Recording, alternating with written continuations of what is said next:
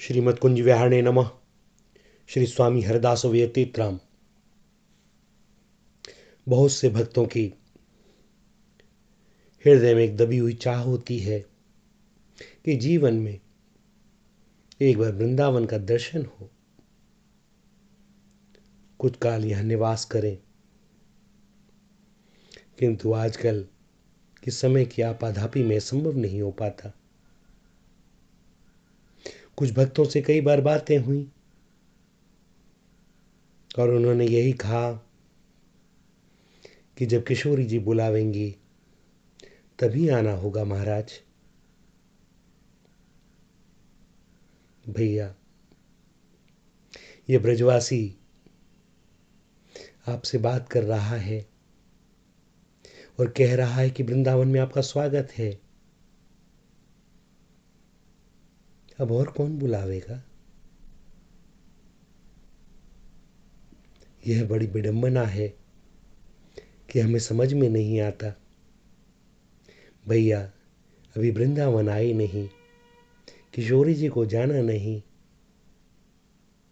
फिर भी उनकी इतनी कृपा है कि कोई ब्रजवासी आपसे कहता है कि आओ ना भैया एक बार, और आप कहो जब वे बुलावेंगे तब आवेंगे। भैया फिर तो प्रतीक्षा करते रहो, क्योंकि सच्ची बात यह है कि तुम्हारे हृदय में भी वह वेदना नहीं है, पीड़ा नहीं है। केवल ऊपर ऊपर से कही सुनी बातों को सुन करके देख करके लगता है कि कभी जावे वृंदावन।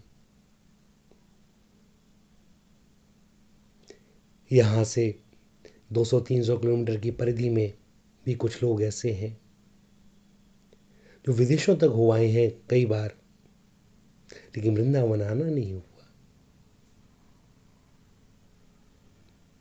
क्योंकि आप वहाँ चले जाते हैं जहाँ आपके अनन्य आत्मीजन आपको लगता है कि रहते हैं। आपके बच्चे अमेरिका में हैं, आप अमेरिका पहुँच जाते हैं। वो किसी और देश में वहाँ पहुँच जाते हैं। बेंगलोर में है, बेंगलोर पहुँच जाते हैं। लेकिन पास में स्थित वृंदावन आना नहीं होता, क्योंकि अभी वो आत्मीयता है नहीं। लगता नहीं है कि वहाँ कोई हमारा आत्मीजन है। भगवान है, मिल लेंगे। भगवान को किसने देखा? दर्शन करने हैं, कर लेंगे कभी। भैया ऐसे कहाँ दर्शन कर पाओगे जब तक कोई नाता ही ना जुड़ेगा। यहाँ तो बुला लें, किसी भी माध्यम से आपके पास खबर पहुँच जाए कि एक बार आ जाओ, बस दौड़ जाओ भैया, दौड़ जाओ। फिर पता नहीं कभी समय मिले न मिले। वृंदावन वास पाएवे को बुलौआ। इस बुलौआ शब्द का जगत में बड़ा विस्तार है। बुलौआ जिसे बुलावा कहा जाता है, वृंदावनी समाज में इस बुलावे की परंपरा बहुत पुरानी है। आज भी यहाँ किसी व्यक्ति के पूर्णायु होने पर व्यवहारी जनों के घर मुख्य द्वार पर यह कहा जाता है कि वो फलाने ने वृंदावन पास पायो है, अर्थात वृंदावन में निवास करते हुए परलोक प्रस्थान किया है। अब कौन से वृंदावन का वास? आवश्यकता इसी वास्तविक पारंपरिक मर्म को समझने की है। यहाँ के ग्रस्त विरक्त राधा कृष्ण के चिंतन में रचे पगे साधक यही चाहते हैं कि हम मृत्यु पर्यंत ब्रज वृंदावन में ही निवास करें, यहाँ की रज और रसिकों का संग करें। वृंदावनी उपासना के साधक श्री हरिराम व्यास जी की वृंदावन के प्रति कैसी चाहना है। किशोरी मोहे अपनो कर लीजय, और दिए कछु भावत नाही, श्री वृंदावन दीजय। खग मृग पशु पंछी या वन के चरण शरण रख लीजय, और व्यास स्वामिनी की छवि निरखत महल टहलनी कीजय। वास्तव में मृत्युपरंत वृंदावन निवास से जुड़े इस पवित्र भाव की परिणति ही तो है कि वृंदावन भक्ति और भक्तों की राजधानी बन गया है।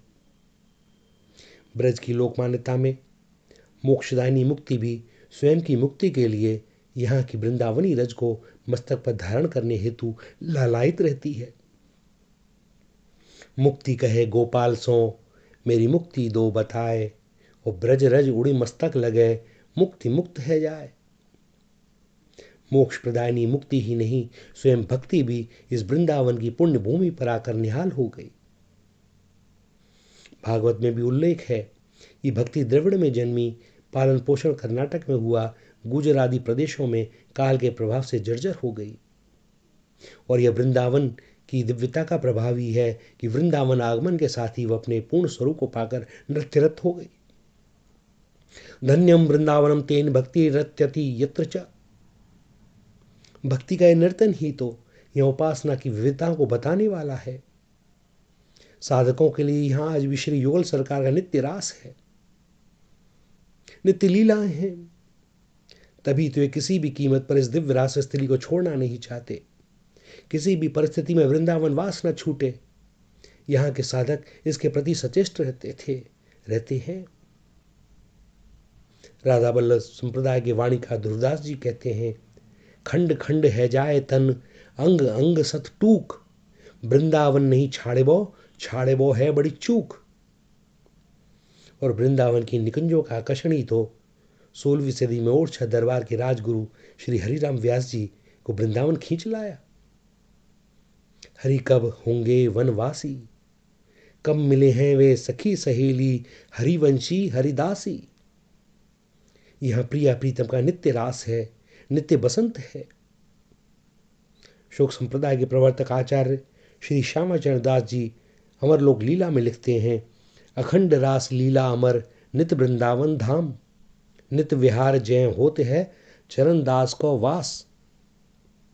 वास्तव में वृंदावनी उपासना के साधक इसी दिव्य वृंदावन में निवास के लिए यहाँ जीवन भर साधनरत रहकर उस दिन की प्रतीक्षा करते हैं कि कब उनके युगल सरकार उन्हें यह सौभाग्य प्रदान करेंगे।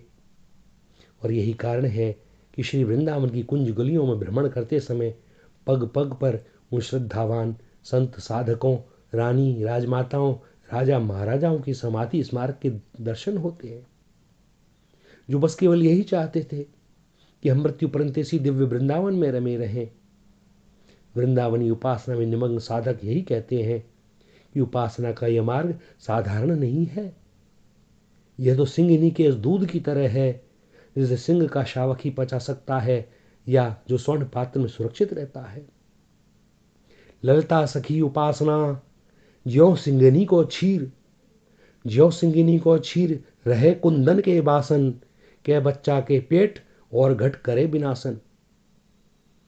सिंगिनी के दूध को या तो उसका बच्चा हजम कर सकता है या उसे स्वर्ण पात्र में रखा जा सकता है। यदि किसी अन्य धातु के पात्र में रख दोगे तो उस दूध में इतनी क्षमता होती है कि उस पात्र को फाड़ देगा। श्री विठल विपुल देव जी के निकुंज प्रवेश का तो उपक्रम ही अद्भुत। वे अपने गुरु स्वामी श्री हरिदास जी महाराज के तिरोभाव पर आंखें मूंद कर बैठ गए कि अब संसार व्यर्थ है। 3 दिन गुजर गए पर न उन्होंने आंखें खोली और न जल का सेवन ही किया।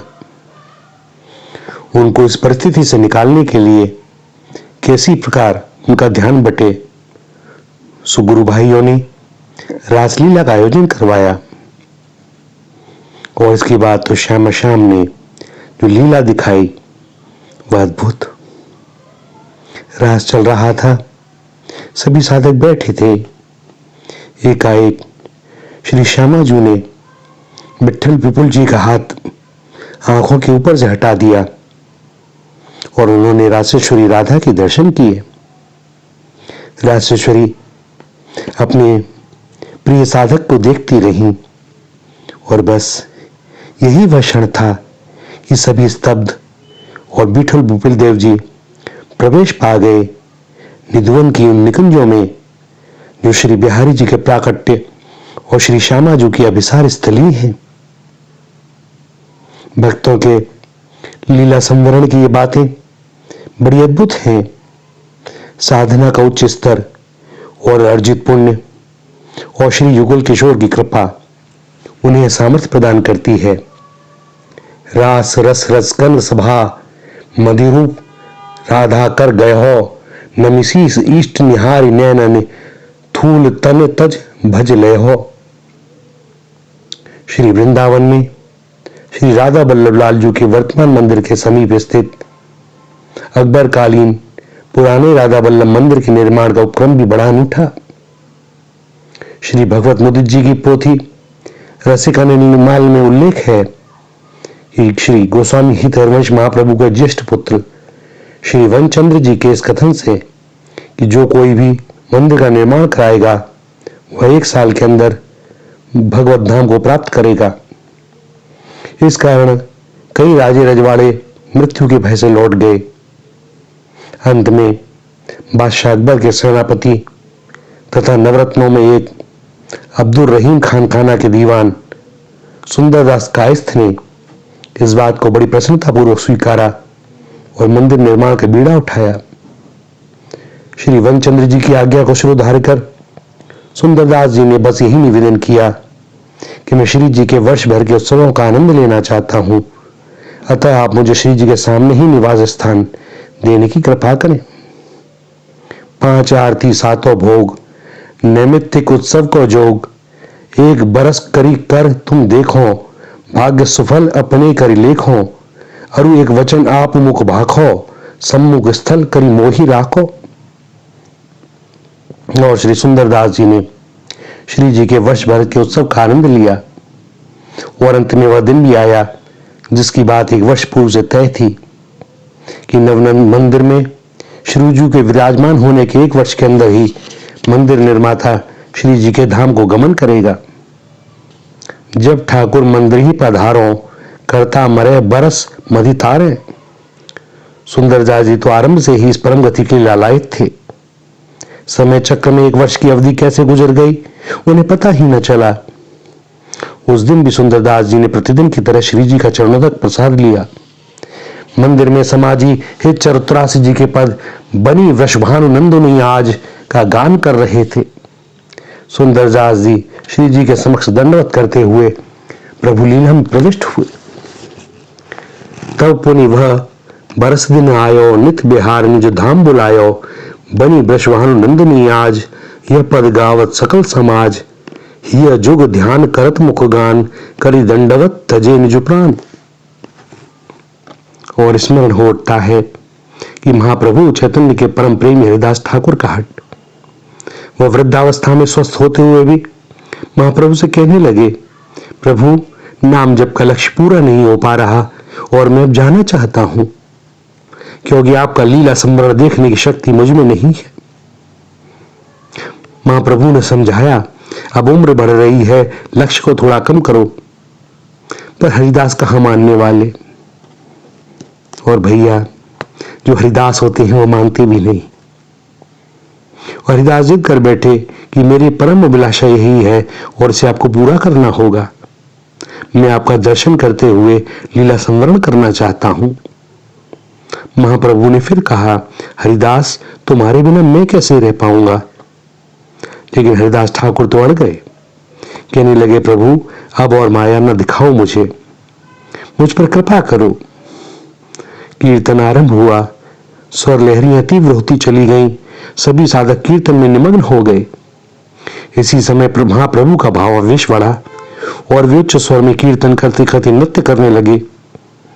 आनंद से भरे हुए हरिदास ठाकुर ने सजल नेत्रों से प्रभु को देखते हुए कहा, प्रभु मेरे सामने ही बैठ जाओ।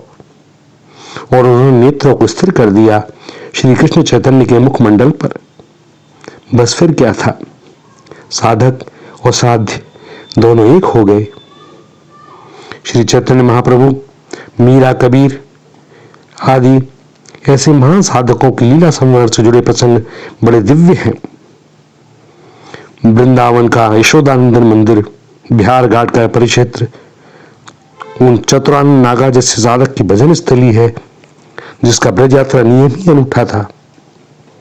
श्री गोविंद देव जू को भोर ही दरस करी केशव सिंगार राजभोग नंद गांव में, और गोवर्धन राधा कुंड है के आवे वृंदावन, मन में हुलासनित करें चार धाम में। एक ही दिन में वो चारा जोगे के दर्शन करते थे। इसी क्रम में जब एक बार कदम खंडी के पास इनकी जटाएं ही इसकी झाड़ियों में उलझ गई तो नागा जी ने किसी का भी सहयोग देने से मना कर दिया। 3 दिनों तक भूखे प्यासे खड़े भगवान के चिंतन में बस यही कहते रहे, जाने उलझाई हैं बोई सुलझावे वो। और आखिर में जब ग्वाल वेश में भगवान आए तो यह कहकर उन्हें पहचानने से मना कर दिया कि मेरे प्रभु तो श्री युगल सरकार हैं। भक्त की हट माननी पड़ी प्रभु को। यशोदानंदन मंदिर के बिल्कुल बगल में ही है नागा जी की समाधि। एक समय यशोदानंदन मंदिर के गर्भगृह की छत जब जीर्ण हो गई तो यहाँ दूल्हे राम जी की पीढ़ी के एक साधक वही गर्भगृह के निकट इस भाव से रोज रात्रि को सोने लगे कि अकेले नाए दबन दूंगो मैं संग दबूंगो।